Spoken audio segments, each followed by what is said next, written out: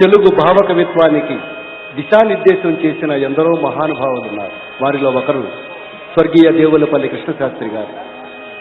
తెలుగు భాషలో నేటికి మరుపురాని మరువలేని ఎన్నో గీతాలను రచించిన ఆ మహాకవి రచించిన ఆనాటి ఆలయ సంప్రదాయాలు, ఆనాటి ఆలయాల్లోని నృత్య కళాకారిణులు, దేవదాసీలు, వారి హొయలు, వారి సొగసులు, వారి అలంకరణ విధానం గురించి వ్రాసిన ఒక గీతానికి మనం నృత్యాభినయాన్ని వీక్షించబోతున్నాం.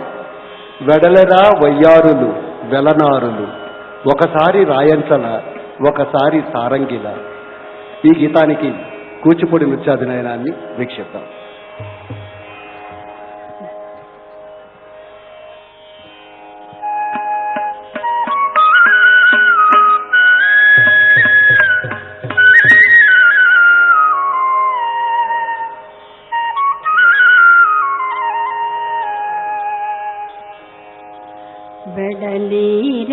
వెడలీరవయ్యారులు వెడలీరవయ్యారులు వెలనారులు, వెడలీరవయ్యారులు